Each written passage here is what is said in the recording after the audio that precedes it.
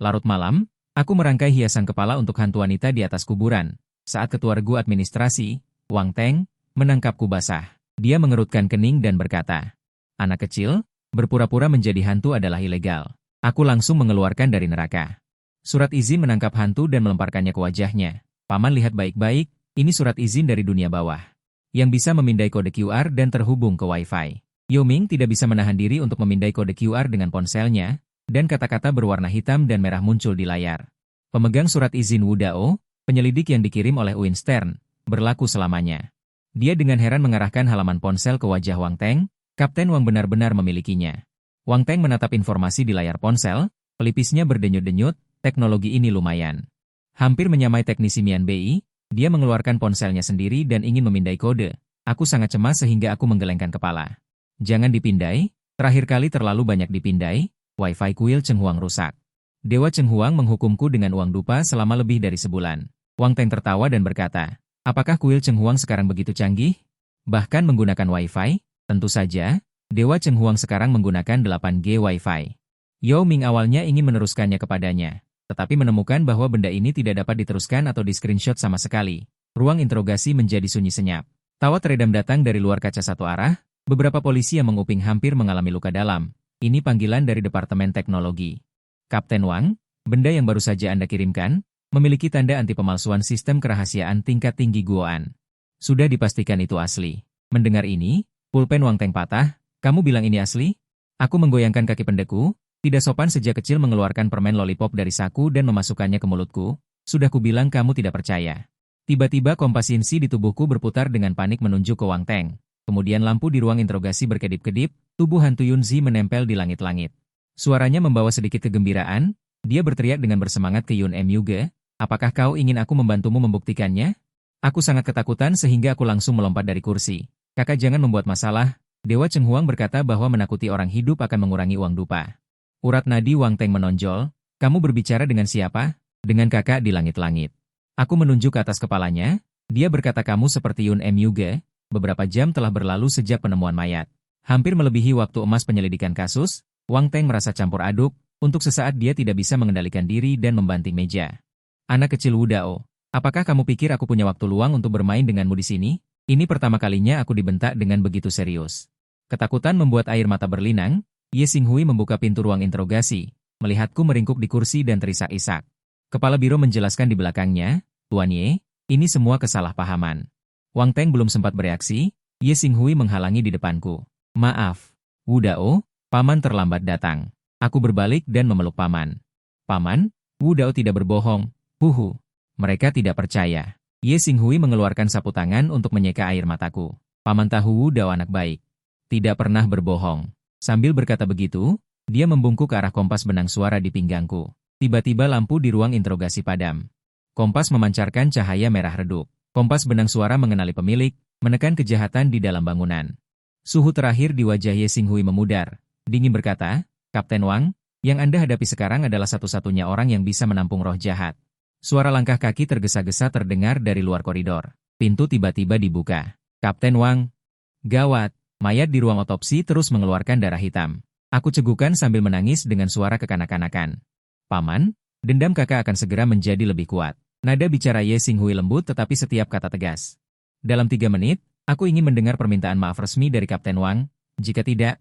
Dia menjentikan jarinya dengan santai. Lentera yang memancarkan cahaya merah menyala dengan api hantu dari udara.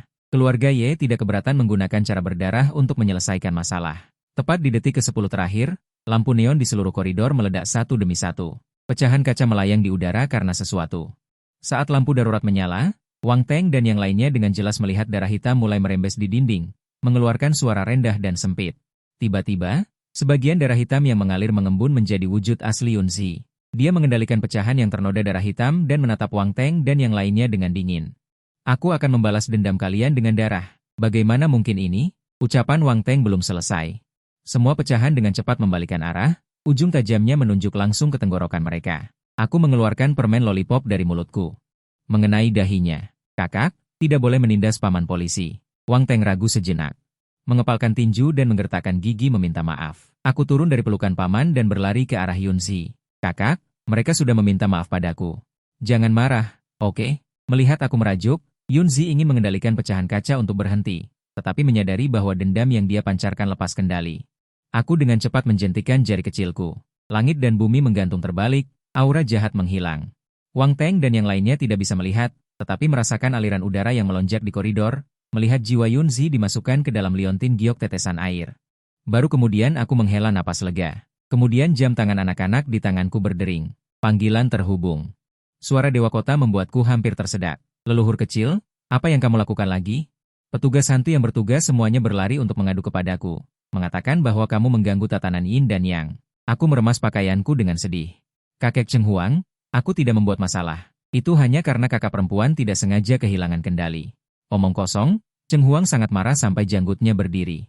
Yan Wang baru saja mengadakan rapat dan secara khusus mengkritik. Dia bilang aku membawa terlalu banyak kebencian. Jika ini terus berlanjut, KPA aku tidak akan mencapai target dan nilai dupa akan dipotong habis. Mendengar itu, aku penasaran bertanya, apa itu KPA? Apakah itu enak?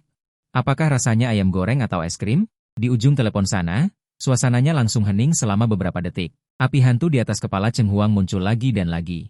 Wu Dao, hantu pendendam itu, aku beri kamu waktu 3 hari untuk menyingkirkannya. Kalau tidak, aku akan menyuruh Hei Bai Wuchang menari-tari lapangan di samping tempat tidurmu setiap hari. Tidak bisa.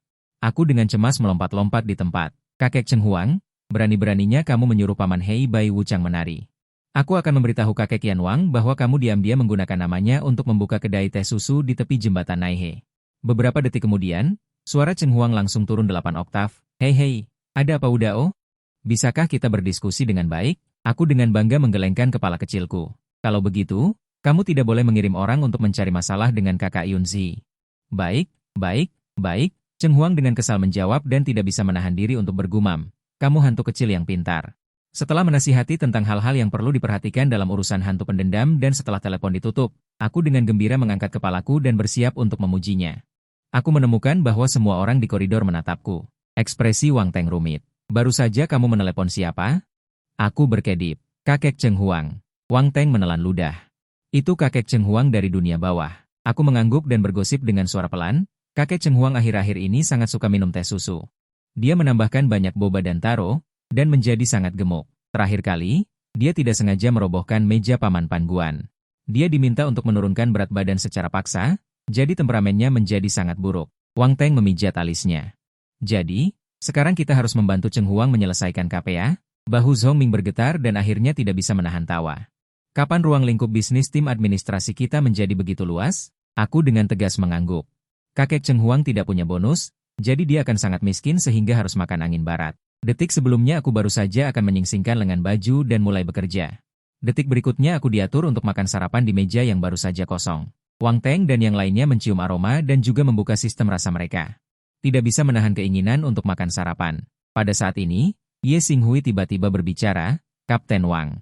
Apakah Anda punya waktu sekarang untuk membicarakan kasus ini? Wang Teng mencium aroma nasi yang menggoda dan menjawab, Tuan Ye, silakan saja. Ye Xinghui mendorong dokumen yang dikirim oleh asisten ke hadapan Wang Teng. Ini adalah informasi biografi Yunzi. Dia berhenti sejenak, suaranya sedikit berat. Bukan bunuh diri, bidang studi sekarang tidak seketat dulu, dan ada banyak praktisi bebas yang tidak bergantung pada sekte. Tindakan mereka sama sekali tidak terkendali. Zhao Fai buru-buru mengambil laporan uji Yunzi. Menurut investigasi, waktu kematian korban adalah 2 hingga 3 hari yang lalu. Di antara alis Bai Geng ada bekas air mata yang dalam, hampir fatal, tetapi seluruh kulitnya pucat dan jumlah darahnya sangat rendah. Dulu aku tidak mengerti apa tujuan pelaku melakukan ini, tapi sekarang semuanya cocok. Aku yang baru saja selesai makan berbaring di kursi. Mendengarkan diskusi, aku menginjak meja dan berjalan mendekat. Jari kecil menunjuk ke dokumen, Paman. Di dalam kotak bau ini ada bau darah, seperti bau yang menempel di tubuh Kak Yunzi. Wang Teng melihat ke arah yang aku tunjuk. Itu adalah salah satu tempat terakhir Yunzi muncul dalam 2 hari terakhir, Qin Yun Guan. Zhong Ming menyemburkan air yang baru saja diminumnya. Bukankah ini tempat wisata yang sedang dipromosikan di Jiangcheng tahun ini? Ye Xinghui mencibir, aku khawatir ini hanya kedok. Di balik layar, mereka melakukan perbuatan jahat. Kelopak mataku terasa sangat berat sehingga hampir menempel. Mini dengan terisak menarik-narik pakaian pamannya. Paman, suara gemerincing di tanah belum selesai. Kepalaku miring, Mini tertidur karena mengantuk. Wang Teng mengerutkan kening dan bertanya, apa? Gemerincing? Zhong Ming dan yang lainnya mencari di tanah satu persatu, dan akhirnya mengambil paku hitam dari tumpukan pecahan kaca dan menyerahkannya kepada Wang Teng. Benda apa ini? Wang Teng menerima paku hitam itu. Permukaan paku hitam itu diukir dengan pola yang rumit dan aneh. Ini adalah paku pengambil jiwa, yang setelah diproses dengan energi yin, dapat menentukan jiwa orang mati. Membuatnya tidak bisa bereinkarnasi, alat sihir yin yang merusak. Mata Ye Xinghui tajam. Sepertinya pihak lain bertekad untuk menghilangkan semua masalah di masa depan. Wang Teng berkata dengan suara berat, "Tuan Ye, saya butuh bantuan Anda." Ye Xinghui tidak menolak atau menyetujui. "Mari kita tunggu Wu Dao bangun dan berbicara lagi." Setelah mengatakan itu, dia dengan mantap menggendongku keluar dengan satu tangan. Paman ketiga yang berjongkok di dalam mobil melihat kami keluar, lalu diam-diam menepuk dadanya. Untungnya, orang tua itu pintar. Ye Xinghui bertanya sambil menyetir, "Paman ketiga, kepintaranmu adalah memasuki mimpiku?" Lalu menamparku sampai bangun, paman ketiga dengan canggung menyentuh janggutnya yang panjang. "Xinghui, dengarkan aku membela diri. Bukan, dengarkan aku menjelaskan. Aku terlalu khawatir tentang Wu Dao. Kau tidak tahu, ekspresi sedih anak ini di dalam mobil polisi. Itu membuat orang tua ini merasa sangat kasihan." Ye Xinghui mengangguk ringan, "Paman ketiga, jangan diulangi." Mendengar ini, paman ketiga menjawab dengan gembira. Aku berbalik badan saat tidur di kursi belakang dan mengatakan yang sebenarnya. Gemerincing menggigit orang, jahat. Ye Xinghui tiba-tiba menginjak rem dan berhenti di pinggir jalan. Dia mencubit paku hitam di antara jari-jarinya. Tiba-tiba pola merah tua di dasar hitam bergerak seperti kabut api, membakar bekas hitam di sisi jari. "Bukan paku pencabut jiwa?" Ye Xinghui membunyikan lonceng tembaga. "Apakah itu 4 paku hantu?" Tubuh jiwa paman ketiga tiba-tiba berputar dan berteriak. Dalam malapetaka 5 tahun lalu, paviliun pemurnian buku keluarga Ye mencatat hal semacam ini, dan telah lama dimusnahkan. Bagaimana bisa muncul lagi? Sebuah mobil hitam perlahan memasuki rumah leluhur keluarga Ye, dan Tuan Tua Ye sudah menunggu di halaman. Malapetaka tahun lalu menyebabkan keluarga Ye terluka parah, dan putra sulung, Ye Xinghui, terluka parah. Putra angkat Li Xichen memasuki industri hiburan, dan warisan seni misterius jatuh pada saya, yang bahkan belum genap 1 tahun. Tuan tua memegang tongkatnya dan bertanya dengan tergesa-gesa, "Xinghui, apakah kamu membawa Wu Dao kembali?" Melihatku tidur nyenyak, dia dengan cepat merendahkan suaranya. "Cepat bawa anak itu masuk, jangan sampai masuk angin." Di aula keluarga Ye. Tuan tua Ye memakai kacamata baca dan dengan cermat membolak-balik buku-buku kuno. "Xinghui, lihat di sini, ada catatan bahwa metode pemurnian 4 paku hantu 100 tahun yang lalu telah sepenuhnya dimusnahkan oleh kepala keluarga Ye saat ini." Tubuh jiwa paman ketiga berputar ketakutan dan berkata perlahan, kecuali seseorang diam-diam menyalinnya ke dalam buku. Dengarkan di dalam, kutuk, tiba-tiba sunyi senyap. Mata Tuan Tua Ye mengandung sedikit ketajaman. "Jika itu benar seperti yang kamu katakan, aku khawatir ada yang tersembunyi di dalam keluarga Ye. Hanya tikus yang makan dari dalam dan mengkhianati orang." Ekspresi Ye Xinghui acuh tak acuh, "Kita tidak bisa menutup mata terhadap masalah kuil Qingyun. Aku ingin melihat siapa sebenarnya orang yang bersembunyi di balik layar." Suatu pagi, aku jelas merangkak turun dari tempat tidur, menginjak bangku kecil untuk menggosok gigi di wastafel, lalu dengan kepala sarang burung yang berantakan. Aku menggosok kaki Ye Xinghui dan berkata dengan suara kekanak-kanakan, "Paman, paman kecil yang paling cantik." 1 jam kemudian, aku memegang tangan besar Ye Xinghui dan memasuki kantor polisi. Wang Teng dan yang lainnya berencana untuk berpura-pura menjadi turis. Menyelinap ke kuil Qingyun untuk memeriksa, aku memiringkan kepala dan mencium lengan baju Wang Teng. "Kapten Wang, apakah kalian bisa menangkap hantu?" Wang Teng terdiam. Zhongming Mobijian berkata, "Apa yang dikatakan Wu Dao sepertinya masuk akal." Ye Xinghui memandang Wang Teng. "Kapten Wang, masuklah bersama kami." Yang lain merespons di dekatnya. Aku bertepuk tangan dan mengeluarkan setumpuk jimat kuning dari tas kain kecil, dan membagikannya kepada semua orang satu persatu. Ini adalah jimat yang diberkati oleh Wu Dao, yang dapat menghilangkan kejahatan. Wang Teng melihat ke tangannya. Jimat seperti bekas cakar ayam terdiam selama 2 detik. Apakah benda ini benar-benar berguna? Aku mengangguk. Tentu saja berguna. Terakhir kali ada hantu jahat, melihat jimat yang diberkati oleh Wu Dao, dia ketakutan dan sakit perut. Kemudian ditarik oleh paman hitam putih abadi, semua orang terdiam. Cara mengusir hantu ini terlalu unik. Kuil Qingyun terletak di Gunung Qingyun, pintu masuknya dipenuhi turis, banyak selebriti internet wanita mengenakan hanfu. Berpose di bawah pohon wutong. Ini adalah kuil Qingyun yang memiliki sejarah ribuan tahun. Dikatakan bahwa pohon jodoh wutong di sini sangat efektif. Seorang penyiar wanita mengarahkan kamera ke pohon wutong yang penuh dengan dewa jodoh, mencari sudut yang tepat. Rasa layarnya langsung penuh. Aku dipeluk oleh Ye Xinghui, hanya memperhatikan seorang selebriti internet yang sedang berpose. Berbisik di telinga Ye Xinghui, "Paman, ada sesuatu di belakang wanita itu." Menghisap keterkejutannya. Mata Ye Xinghui memadat, benar-benar melihat di bahu wanita selebriti internet itu. Ada gumpalan ki hitam yang kabur menempel. Dia menurunkanku dengan cepat dan memasukkan jimat kuning ke dalam saku kecilku. Bawakan ini untuk wanita itu. Aku berlari sambil mengisap lollipop, berkata dengan suara kekanak-kanakan.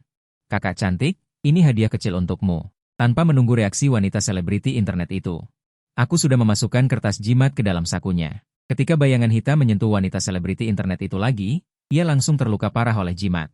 Berubah menjadi asap hijau dan menghilang ke langit dan bumi. Wanita selebriti internet itu tiba-tiba merasa kepalanya jernih tanpa alasan. Semangatnya jauh lebih baik. Terima kasih, anak kecil. Kenapa kamu begitu imut? Dia tersenyum dan mencubit pipiku, melanjutkan siaran langsung di ponsel. Wang Teng datang dan merendahkan suaranya. Orang di sini lebih banyak dari yang diperkirakan. Nyaman bagi kita untuk menyelidiki. Aku tidak suka hidungnya. Permen kapas ini bau dan tidak enak. Wang Teng tidak menyangka barang yang dibelinya.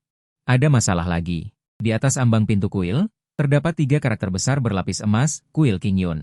Berkilauan di bawah sinar matahari. Dupa di aula utama sangat makmur, suara kode batang kotak amal elektronik terus terdengar. Aku bersin karena asap, dan mataku kabur.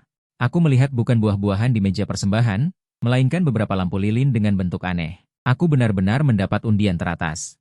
Seorang gadis yang mengantre untuk memulai tiba-tiba bersorak, mengangkat kertas undian dan berfoto ke arah matahari. Ye Xinghui jelas melihat. Kertas undian itu memancarkan warna merah hantu, vitalitas gadis itu dicuri oleh kertas undian seperti asap. Font merah pada kertas undian itu tampak sedikit terdistorsi. Ketika gadis itu berbalik, Wang Teng, yang sementara membuka matanya, jelas melihat ada titik hitam seukuran tahi lalat di belakang lehernya. Itu mungkin bekas paku hantu mati. Perhatian untuk semua turis. Dinding check-in selebriti internet di aula belakang sedang membagikan tas keberuntungan gratis secara terbatas. Siapa cepat dia dapat. Klakson berbunyi lagi. Orang-orang bergegas ke halaman belakang. Wang Teng dan yang lainnya juga bergerak ke aula belakang mengikuti arus orang. Di dinding merah aula belakang terdapat gambar kartun dewa edisi terbatas King Mingguan. Beberapa pendeta tahu sedang membagikan kantong keberuntungan merah. Wang Teng menatap wajah para turis yang mengambil kantong keberuntungan itu, menunjukkan ekspresi aneh. Hampir semua turis memasang senyum cerah. Agak seperti program yang sudah diatur, aku berbaring di pelukan Ye Xinghui. Kepala kecilku mendekat ke telinganya. Paman, banyak pencuri yang mencuri barang. Mereka semua bau. Agak mirip dengan aroma di tubuh Suster Yunzi. Ye Xinghui melihat ke arah yang kutunjuk, beralih ke bayangan abu-abu kebiruan. Dengan tidak hati-hati menyerap gas benda semi-transparan yang dipancarkan dari kantong keberuntungan kecil. Bocah lelaki muda yang dicuri gasnya sama sekali tidak menyadarinya. Bahkan dengan bersemangat mengambil foto selfie kantong keberuntungan kecilnya yang dicuri. Suara Ye Xinghui dingin, mereka menggunakan kantong keberuntungan check-in selebriti internet sebagai penutup. Mengekstraksi jiwa dari para turis. Wah, sangat cantik. Para turis melihat lampu yang menyala di pohon sumber suara. Berteriak kaget, tetapi Ye Xinghui melihat bahwa yang mengalir di sirkuit itu bukanlah arus listrik, melainkan cairan merah kehitaman yang kental. Para turis yang terhormat, harap perhatikan, karena lalu lintas pejalan kaki terlalu padat. Kuil tahu akan ditutup lebih awal. Para turis yang terhormat, silakan ambil hadiah kecil setelah menunjukkan tiket Anda. Ketika siaran berbunyi lagi, 3 anggota staf yang mengenakan jubah tahu biru muncul dengan tenang, menghalangi jalan Ye Xinghui. Para pengunjung, silakan pergi ke sini. Pendeta tahu yang memimpin menunjukkan ujung jari berwarna biru keunguan, dengan kotoran darah merah gelap tertanam di celah kukunya. Aku bersembunyi di belakang Wang Teng seperti rubah kecil. Diam-diam mengeluarkan kompas sutra yin dari sakuku. Jarum kompas berputar dengan gila, akhirnya menunjuk ke posisi pohon sumber suara.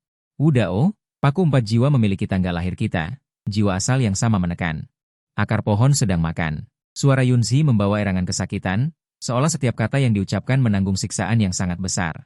Aku belum mengerti arti kata-kata ini, Liontin Giok tiba-tiba mengeluarkan suara. Permukaannya retak seperti benang merah. Aura jahat keluar dari retakan. Mereka mengembun menjadi sosok semi-transparan. Itu adalah penampilan Yunzi. Tetapi tidak sepenuhnya. Pada saat ini, Yunzi dikelilingi oleh benda merah kehitaman, matanya merah padam. 10 jari tumbuh menjadi kuku yang tajam. Para turis panik melihat pemandangan ini, dan bergegas menuju pintu keluar dan mundur. Ye Xinghui melindungi Wang Teng di belakangnya, dan mengeluarkan cambuk panjang yang berkilauan dari lengan bajunya, mencambuk Yunzi. Mengeluarkan suara benturan logam dan batu. 3 pendeta tahu juga terlempar ke tanah oleh fluktuasi aliran udara yang kuat. Mereka menyeringai mengerikan. Mengeluarkan paku pendek hitam dari lengan baju mereka. Karena kalian sudah datang, maka tinggallah semuanya. Mereka dengan cepat memasukkan paku ke telapak tangan mereka. Darah menyembur keluar, tetapi secara aneh mengalir ke pohon sumber suara itu. Wang Teng takut anak itu melihat dan menangis ketakutan, dengan cepat menutup matanya. Anak kecil, jangan lihat. Kapten Wang, Wu Dao tidak takut, suaraku justru menenangkan. Tangan kecil menarik jari Wang Teng, Wu Dao ingin membantu mengalahkan orang jahat, ding ding ding.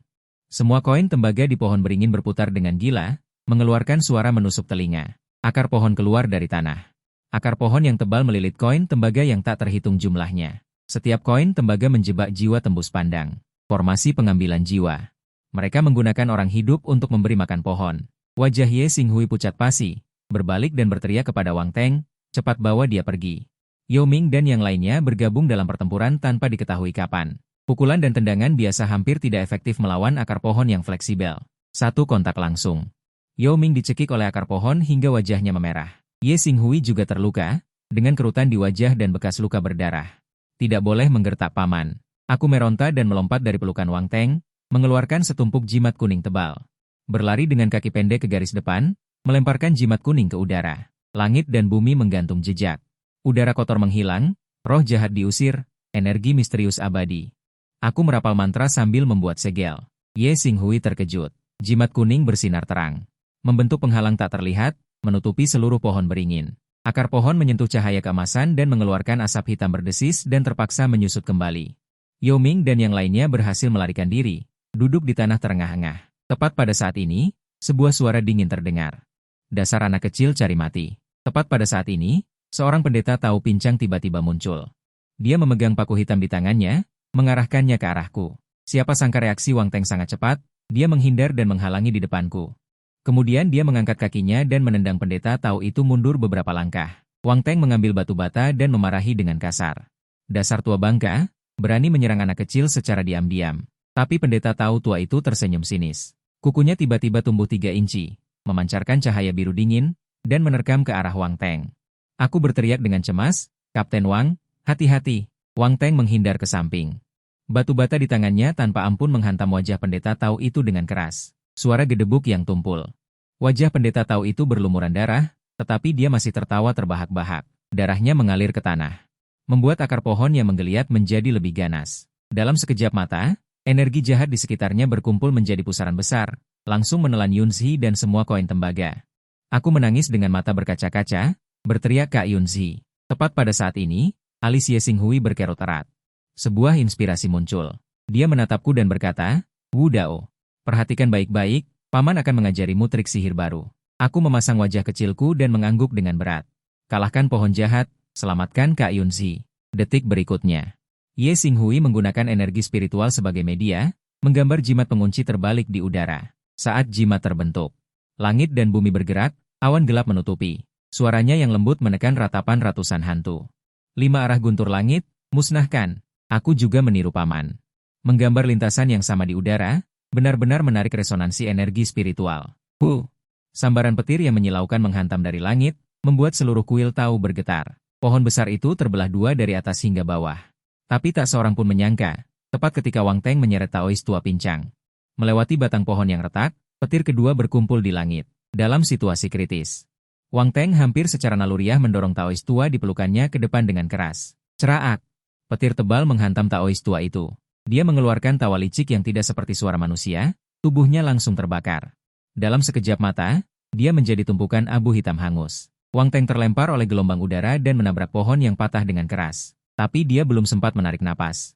Aku berlari dengan tergesa-gesa, dengan mata penuh panik bertanya, Kapten Wang, apakah kamu terluka? Wang Teng segera berjongkok, menunjuk ke gundukan abu di tanah untuk mengalihkan pembicaraan. Api biru redup jatuh di atas tumpukan hangus itu. Detik berikutnya, adegan aneh terjadi. Segumpal kecil kabut hitam benar-benar naik dari abu, secara bertahap memunculkan sosok kabur Taois tua. Bayangan hitam itu memelintir dan meronta dalam kabut. Namun, aku memasukkan tangan kecilku ke pinggang, dan berteriak dengan suara kekanak-kanakan, benda jahat. Jujurlah, bayangan hantu itu tiba-tiba menjadi jauh lebih tenang. Ye Xinghui kemudian berjalan mendekat. Dengan lembut bertanya, apa yang Wu Dao lakukan? Mataku bersinar. Menunjuk ke kabut hitam dan berkata, dia melakukan terlalu banyak hal buruk. Kapten Qin ingin menginterogasinya. Jadi aku menggunakan teknik jiwa bayangan. Tepat ketika Wang Teng hendak berbicara, tiba-tiba embusan angin dingin bertiup. Tanah benar-benar retak menjadi celah hitam pekat. Segera setelah itu, 2 orang mengenakan jas. Dengan kartu nama bertuliskan, petugas pemerintah neraka, tergantung di dada mereka. Memegang iPad model terbaru di tangan mereka, berjalan keluar. Wang Teng melihat kedua petugas neraka dan bertanya dengan suara pelan. Di era ini, neraka juga melakukan pekerjaan kantor digital? Ye Xinghui menjawab dengan tenang. Seiring dengan perkembangan zaman, garpu tala muda mendorong kacamata berbingkai emasnya dan menyapa saya dengan ramah. Tuan muda Ye, kita bertemu lagi. Dia melirik ke udara. Jubah merah yang padat. Jari-jarinya dengan cepat meluncur di atas tablet. Kinerja kali ini cukup bagus. Lebih dari 30 arwah penasaran, KPI untuk beberapa bulan ke depan sudah aman. Sementara garpu tala yang lebih tua berjongkok. Dengan gaya pesulap dari tas kerjanya, dia mengeluarkan susu stroberi dan lollipop mangga. Wu Dao sangat membantu. Ini adalah edisi khusus neraka. Menambahkan kayu penenang jiwa favoritmu. Aku bersorak dan menerimanya. Segera aku berjongkok dan minum. Kemudian, para garpu tala mulai memimpin para peserta magang. Untuk membantu mendaftarkan jiwa-jiwa ini, garpu tala magang dengan serius berkata kepada hantu yang tenggelam, penyebab kematiannya tidak cukup rinci. Siapa yang mendorongnya ke air? Tangan mana yang mendorongnya? Bagaimana posisinya saat jatuh ke air? Hantu yang tenggelam itu hampir menangis karena sedih. Sudah puluhan tahun sejak dia meninggal. Bagaimana dia bisa mengingatnya dengan jelas? Namun, garpu tala magang tampak serius. Yang Jian sangat memperhatikan bukti dalam menangani kasus. Kami para garpu tala juga membutuhkan sebab dan akibat. Pengakuanmu ini lebih asal-asalan daripada ringkasan pekerjaanku. Mendengar ini, polisi Xiao Wang di samping. Ringkasan pekerjaan? 4 kata ini, matanya hampir melotot keluar. Kalian para garpu tala juga sangat kompetitif. Saat itu, garpu tala yang lebih tua menunjuk Hichi di ujung barisan. Hantu yang tergantung terakhir itu, jangan mencoba mengubah catatan secara diam-diam. Mengubah catatan akan mengurangi pahala dan dupa. Setelah aku menghabiskan susu, aku tiba-tiba menarik celana garpu tala. Kakak Bai. Pendeta tahu tua itu masih memiliki jiwa di tangannya. Aku tidak melihat kakak Yunzi. Mendengar ini, garpu tala berkacamata emas. Segera mengeluarkan iPad dan menyesuaikan gambar holografik ke jiwa pendeta tua itu. Benar saja. Di posisi dada pendeta tua itu, tertanam koin perunggu merah menyala. Dia diam-diam menyerap kekuatan untuk memperbaiki tubuh jiwanya. Orang tua, kau benar-benar berpikir tidak ada yang akan peduli setelah mati? Garpu tala mengangkat tangannya dan menampar. Kabut hitam langsung meledakkan koin perunggu itu. Detik berikutnya, jiwa Yunzi benar-benar melompat keluar dari dalam. Dia ingin menerkamku ketika melihatku, tetapi dihalangi oleh penghalang tak terlihat. Garpu tala mengerutkan kening. Sepertinya ada orang di balik kasus ini. Ketika arwah terakhir diselamatkan, Timur sudah mulai memutih. Di dalam mobil kembali, Wang Teng memasukkan USB flash drive yang diberikan garpu tala ke dalam komputer. File elektronik ini mencatat secara rinci penyebab dan proses kematian 37 jiwa yang tidak bersalah. Tapi saat dia menemukan informasi tentang Taois Bojiao, alisnya semakin berkerut. Tuan Ye. Apakah kamu tahu Taois tua ini dari sekte Shengtian? Ye Xinghui merendahkan suaranya, tidak tahu. Tapi aku bisa kembali ke rumah tua untuk memeriksanya. Tatapan Wang Teng tertuju padaku, suaranya membawa sedikit kesedihan. Jika Taois tua itu benar-benar anggota sekte sesat, lalu mengapa Wu Dao bisa secara kebetulan menggali mayat Yunzi? Dan juga melihat jiwanya, mata Ye Xinghui tiba-tiba menjadi sangat tajam. Mungkin semua ini adalah jebakan sejak awal. 3 hari setelah kasus ditutup, Wang Teng sedang melihat arsip di kantor. Tiba-tiba terjadi keributan di luar. Yao Mingjing membawa masuk kotak busa yang mengeluarkan hawa dingin. Kepala. Paketmu, dari pengiriman alam baka, kotak itu disegel dengan jimat kuning. Tertulis di atasnya, pasokan khusus Cheng Huang. Wang Teng tampak bingung. Kapan aku membeli paket? Begitu kotak busa dibuka, ternyata ada 12 gelas teh susu yang tertata rapi di dalamnya. Sepotong kertas pasir babi jatuh. Terima kasih kepada petugas polisi Jiang Cheng atas bantuannya menyelesaikan KPI, khusus mengirim teh susu sebagai tanda terima kasih. Tertulis, persembahan dari kuil Cheng Huang Fengdu, dan di bagian paling bawah kertas. Ada barisan kecil tulisan kaligrafi yang diabaikan, paket uji coba mata Yin dan Yang. Yao Ming mengambil segelas. Di atasnya tertulis, kolaborasi impian antara jembatan Naihe dan Sub Meng Po Wang Chuan. Dia baru saja menyesapnya. Wang Teng merasakan ada yang tidak beres. Aroma awal teh susu ini adalah susu, tetapi aroma akhirnya adalah bau uang kertas yang dibakar. Mereka batuk 2 kali, tiba-tiba melihat di sudut kantor, seorang wanita tua yang basah kuyup berjongkok dengan tenang. Wang Teng baru saja akan berbicara, ketika dia mendengar Dokter Wang berteriak, ada orang di langit-langit. Semua orang mendongak, hanya untuk melihat seorang pria mengenakan hanfu, mengenakan tanda pengenal petugas pemerintah neraka. Melayang di udara dan menjulurkan kepalanya. Jika mereka bisa memberikan ulasan bintang 5, bagaimana kalian bisa melihatku? Seluruh kantor langsung heboh, pisau bedah forensik jatuh ke tanah dengan suara dentang. Yao Ming mengambil tongkat polisi dan hendak memukul. Dokter Wang dengan anggun bersembunyi di bawah meja, dengan panik melafalkan nilai-nilai inti sosialisme di mulutnya. Pada saat ini, pintu kantor polisi didorong terbuka, Aku membawa ransel bebek kuning kecil. Melompat-lompat dan berlari masuk, Kapten Qin, aku datang untuk menerima hadiah. Aku menggambar Yin untuk menjepit orang dan berhenti. Aku melihat polisi berlarian di seluruh ruangan, dan juga melihat Dewa Siang yang melayang di kantor. Tiba-tiba bertepuk tangan dengan gembira. Wow, apakah kalian sedang bermain peta umpet? Ye Xinghui mengikuti di belakang. Melihat kekacauan itu, sudut mulutnya berkedut karena kabut gelap. Apakah kalian minum teh susu khusus dari Cheng Huangye? Wang Teng bertanya dengan pusing.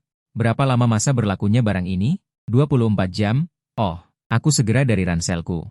Mengeluarkan setumpuk kertas jimat yang bengkok. Jimat yang aku gambar, jangan 996. Jangan 997, hanya 998. Mata uang neraka semuanya meledak.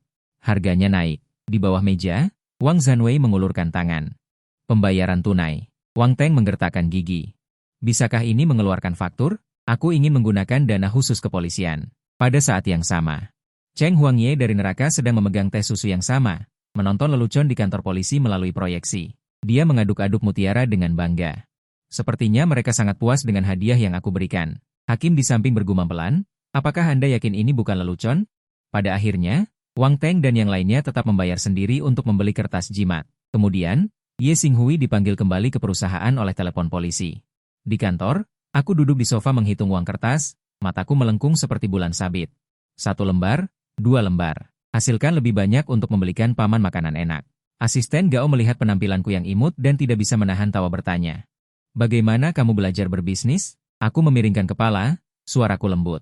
Kakak cantik, iklan di televisi seperti ini. Hati asisten Gao langsung meleleh. Menggandeng tanganku ke kantor CEO. Aku duduk dengan patuh di sofa, mengayunkan kaki pendeku, mengunyah biskuit beruang kecil.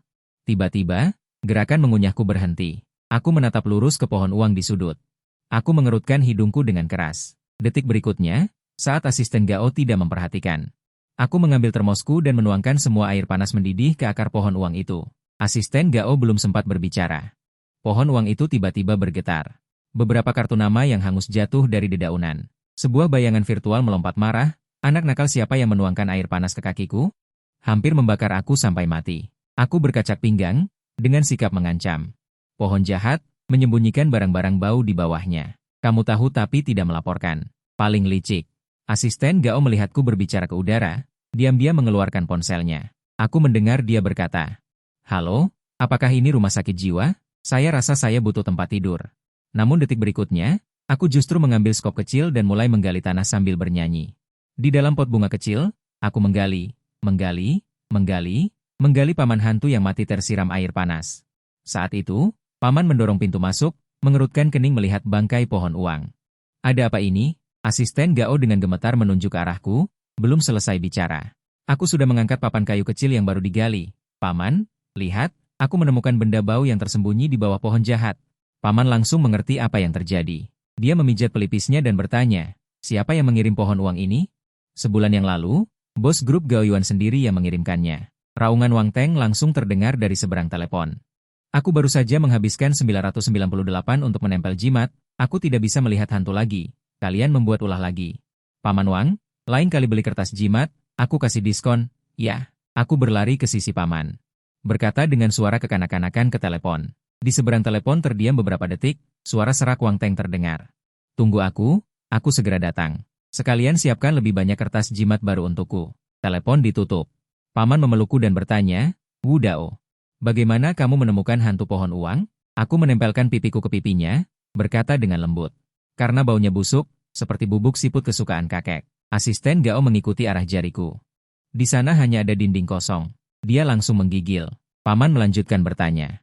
Tanyakan padanya, apakah dia tahu siapa yang menyuruhnya? Aku memiringkan kepala. Mendengarkan dengan saksama hantu pohon berbicara, lalu menirukannya dengan suara kekanak-kanakan, hantu pohon berkata, ada seorang paman berpakaian hitam yang diam-diam membelinya, dan memberinya minum larutan nutrisi inki agar tumbuh besar dan kuat.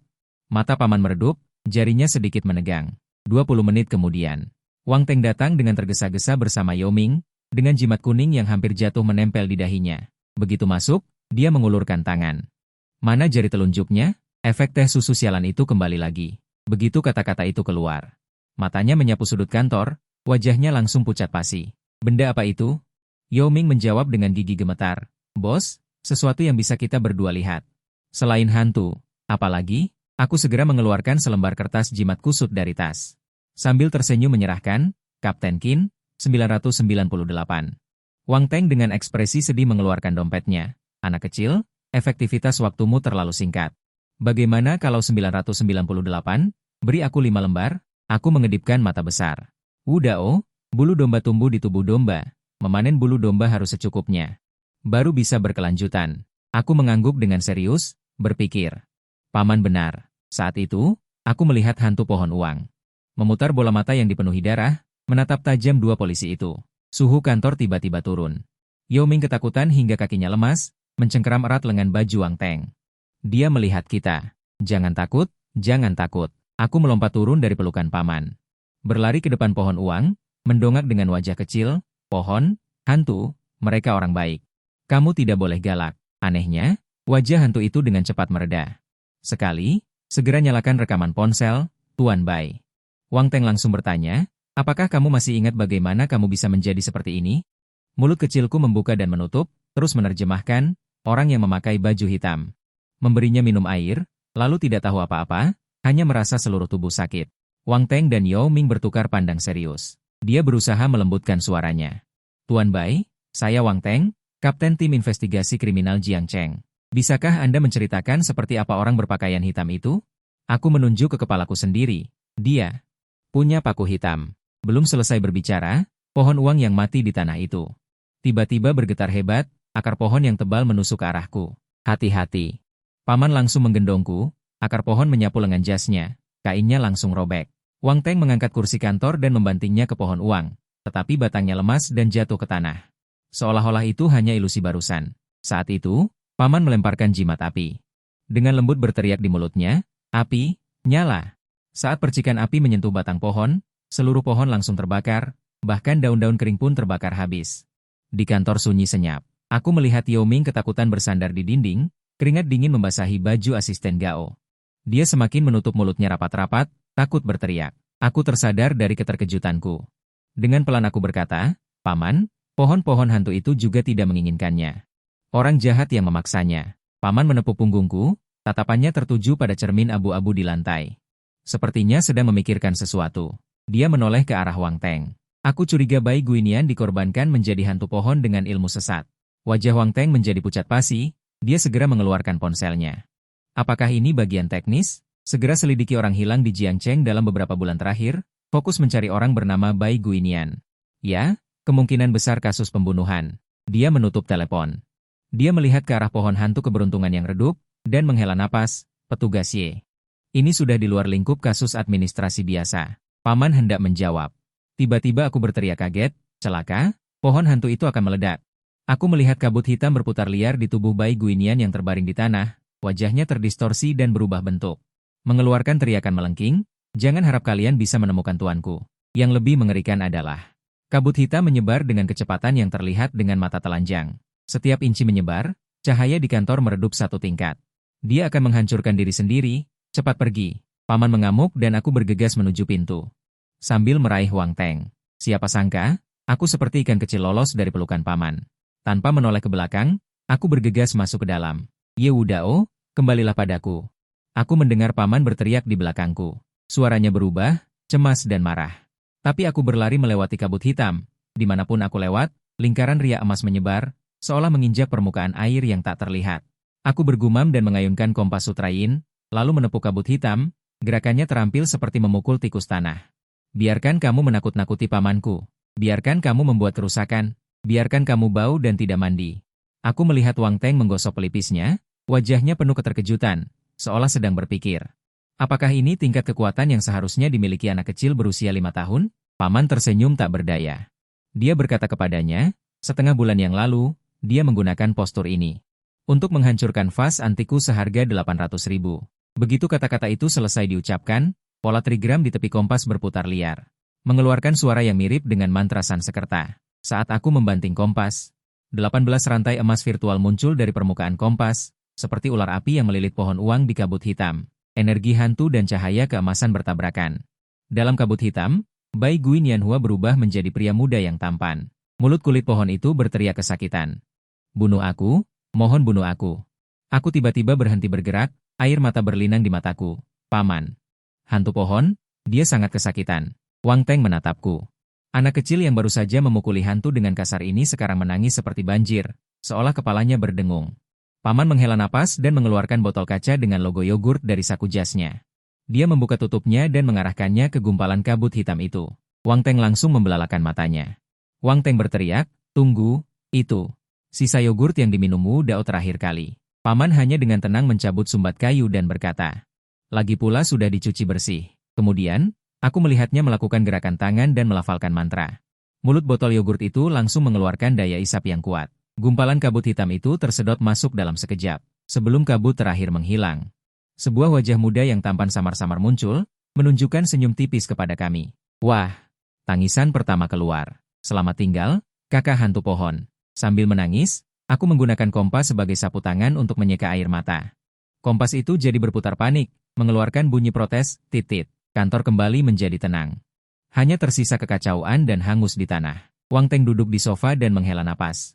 Pekerjaan ini benar-benar semakin sulit untuk dilakukan. Paman memelukku dan memberiku lollipop rasa stroberi. Dia menoleh ke Wang Teng dan berkata, "Setelah kamu mengundurkan diri, kamu dapat mempertimbangkan untuk datang ke tempatku sebagai kapten keamanan." Yao Ming menatap dengan mata berbinar dan bertanya dengan rasa ingin tahu.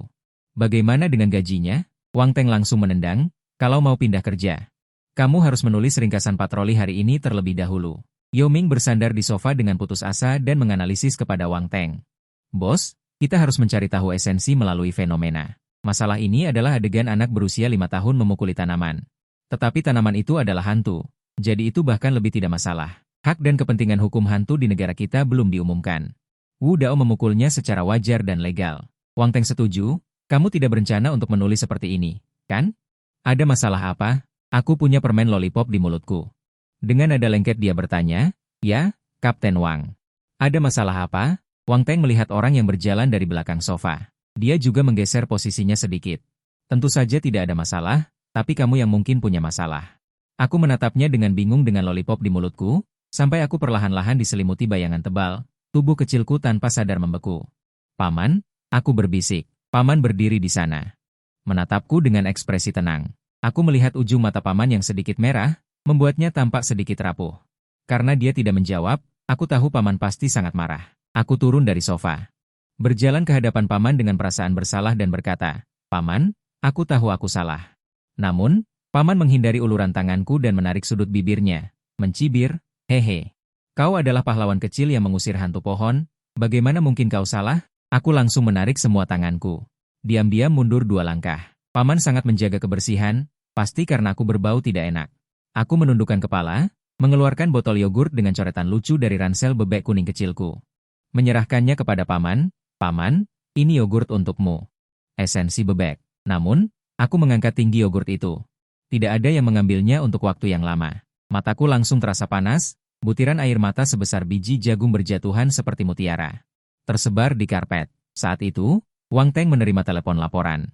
Sebelum pergi, dia menepuk bahu Ye Xinghui. "Jangan menakut-nakuti anak kecil, katakan beberapa patah kata saja." Pintu kantor tertutup dengan bunyi klik, hanya tersisa 2 orang, satu besar dan satu kecil. Paman memandangku yang menangis hingga wajahku berantakan, dadanya seperti dirobek oleh seseorang. Dia berjongkok dengan lutut yang gemetar. Langsung membantuku menyeka air mata. "Sekarang kau tahu bagaimana rasanya dianiaya? Ketika kau menerjang ke rumah hantu. Kenapa kau tidak memikirkanku? Jika sesuatu terjadi padamu, bagaimana denganku?" Aku terisak dan tidak berani bersuara.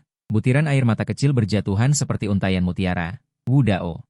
Tiba-tiba dia kehabisan tenaga, menyandarkan dahinya di bahuku yang kecil. Suaranya pahit. "Aku tidak bisa kehilanganmu lagi. Jika tidak, aku benar-benar akan gila." Sebuah tangan kecil yang lembut. Aku menarik-narik bagian bawah kemejanya. Aku mengangkat mataku yang basah dan berkilauan, ujung hidungku merah. Tetapi Wu Dao ingin melindungi paman. Kata-kata ini seperti pukulan tumpul, menghantam hati Ye Xinghui dengan keras. Tubuhnya bergetar hebat. Tangan yang memegang bahuku tiba-tiba menegang, lalu tiba-tiba melepaskannya. Dia bertanya sendiri, "Mulai sekarang, apapun yang terjadi, Wu Dao harus berjanji pada paman. Lindungi dirimu sendiri dulu, oke?" Aku menangis terseduh-seduh dan mengangguk dengan kuat. Kemudian aku membenamkan diri ke dalam pelukan paman, memeluknya erat-erat dan berkata dengan suara teredam, "Paman." Wu Dao tahu dia salah. Di masa depan, jika Wu Dao menghadapi bahaya, Wu Dao tidak akan terburu-buru maju seperti itu lagi. Paman membawaku ke kamar mandi untuk mencuci tangan dan wajahku. Kucing kecil yang kotor berubah menjadi Zai-Zai yang harum. Dan dia sendiri juga mengganti pakaian bersih, membawa kotak makan siang yang dikirim oleh Yuyun Xuan, dan duduk di kursi kantor.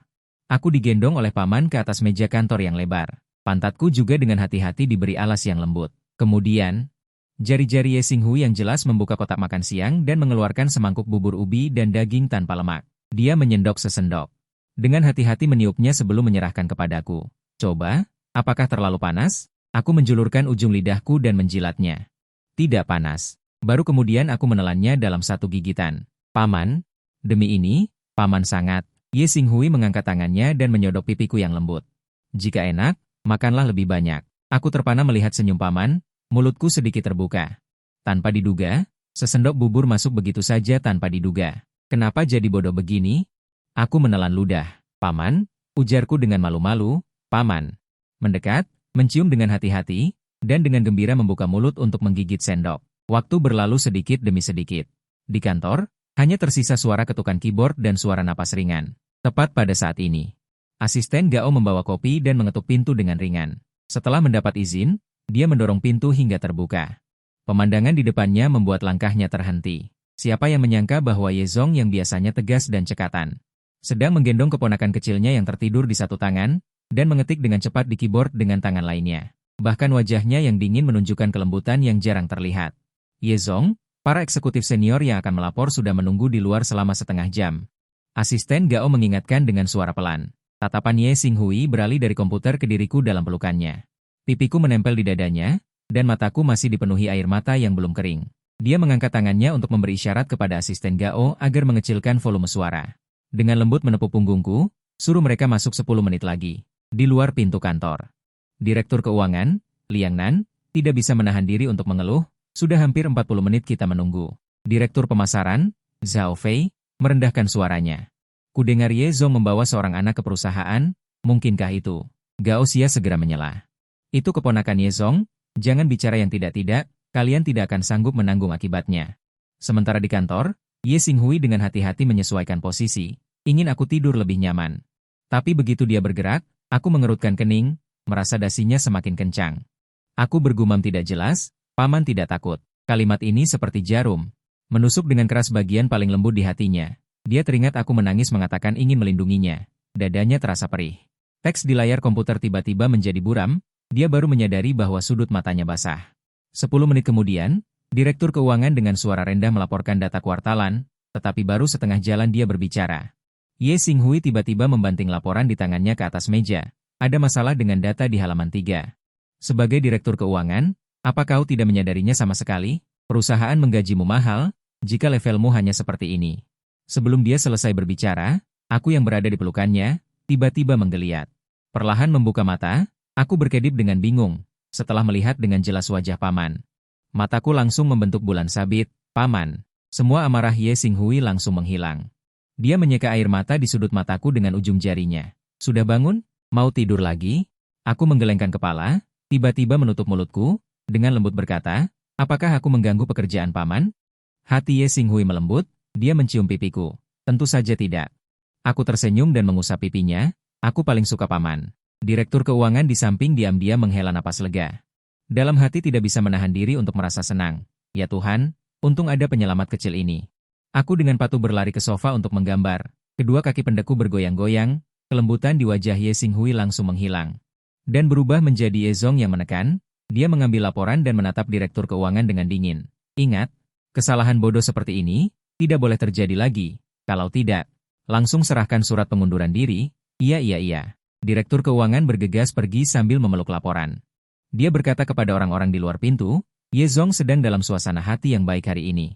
Sekelompok eksekutif bergegas masuk ke kantor.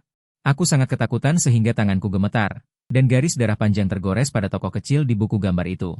Ye Xinghui mendongak dan dengan dingin menyuruh mereka untuk mulai melaporkan. Tetapi kemudian, para eksekutif secara kolektif terkejut. Menghadapi berbagai kesalahan dalam laporan itu, Ye Zong secara tak terduga hanya meminta mereka untuk memperbaikinya. Tidak ada lidah beracun, tidak ada kritik, kelompok orang ini pergi seolah-olah mereka telah diampuni. Benar-benar tidak tahu apa yang sedang terjadi. Pertemuan berakhir, Ye Xinghui berjalan cepat menuju sofa. Langkahnya berhenti, hanya untuk melihatku sudah tertidur di sofa. dengan beberapa kertas gambar berserakan di sekitarku. Dia dengan lembut mengambil selembar kertas, di atasnya ada dua tokoh kecil yang berpegangan tangan yang digambar dengan garis-garis yang belum dewasa. Satu bertuliskan, "Paman," satu lagi bertuliskan, "Aku." Dia dengan hati-hati mengangkatku. Aku mencium aroma yang familiar. Wajah kecilku menggosok-gosok telapak tangannya yang menggenggam erat. Pada saat ini, asisten dengan suara pelan mengingatkan bahwa ada jamuan makan penting di malam hari. Ye Xinghui bahkan tidak menoleh dan menolak. Asisten itu sangat terkejut. Tapi, ada Tuan Liang dari Hong Kong. Dia hanya menyesuaikan posisinya. Membuatku tidur lebih nyenyak dalam pelukannya dan berkata bahwa dia memiliki sesuatu yang mendesak. Kemudian, dia langsung memerintahkan untuk meminta dokter keluarga menunggu di rumah tua. Kurang dari setengah jam setelah tiba di rumah, aku tiba-tiba demam tinggi. Seluruh tubuhku meringkuk di dalam selimut, pipiku merah membara, tetapi bibirku pucat menakutkan. Ye Xinghui duduk di tepi tempat tidur dan bertanya kepada dokter dengan suara rendah, "Apakah kamu sudah menemukan penyebab demamnya?" Dokter menduga bahwa demam tinggi disebabkan oleh invasi virus. Ye Xinghui langsung teringat akan cerita di balik layar tentangku yang memukuli hantu pohon uang. Hatinya menegang karena menyalahkan diri sendiri. Pada saat ini, Tuan Ye yang datang. Melihatku di ranjang rumah sakit, dia bergumam, "Anak ini persis sama dengan ibunya dulu." Tubuh Ye Xinghui menegang. "Ayah, apa maksudmu?" Tetapi lelaki tua itu melambaikan tangannya. Tidak mengatakan sepatah kata pun lagi. Setelah seharian dan semalam, demam tinggiku akhirnya mereda. Ye Xinghui menjaga di sisi tempat tidur tanpa beranjak selangkah pun, matanya merah karena begadang. Tepat ketika dia sedikit lengah. Aku terbangun dan memanggil dengan lemah, "Paman." Aku melihat penampilan lesu pamanku yang penuh dengan janggut, dan dengan susah payah mengangkat tangan kecilku. Menyentuh dagunya, "Paman, jangan takut, aku baik-baik saja." Kalimat ini seperti pisau tumpul yang menusuk jantung Ye Xinghui dengan kejam. Dia dengan dingin memalingkan wajahnya dan dengan paksa menekan air mata di sudut matanya. Lalu ketika dia berbalik, dia mencium keningku. Suaranya serak, "Hom, ada Wu Dao yang melindungi, Paman tidak takut." Orang tua itu akhirnya menghela napas lega. Secara pribadi mengambil sesendok bubur dan meniupnya hingga dingin. Siapa sangka dia baru saja ingin menyuapi. Aku yang bersandar di bantal empuk, malah dengan mata penuh penyesalan, "Maafkan aku, kakek, aku akan patuh mulai sekarang." Orang tua itu gemetar, dengan sengaja melotot pada Ye Xinghui. "Bagaimana ini bisa menyalahkanmu? Yang harus disalahkan adalah pamanmu." Begitu aku mendengar ini, aku langsung mengulurkan tangan dan memeluk lengan paman. "Kakek, tidak boleh bicara tentang paman." Orang tua itu pura-pura sedih. "Baiklah, baiklah, kalian berdua yang terbaik di dunia." Aku, orang tua renta ini, tidak ada yang mencintai. Siapa sangka detik berikutnya aku berbalik dan mencium pipinya. Dengan suara kekanak-kanakan mengumumkan, "Kami bertiga yang terbaik di dunia." Aku tertidur setelah minum bubur. Sementara Ye Xinghui, yang telah menjaga selama 2 hari 2 malam, juga bersandar di kepala tempat tidur dan langsung tertidur. Tepat pada saat ini, Wang Teng datang membawa berita yang sangat aneh.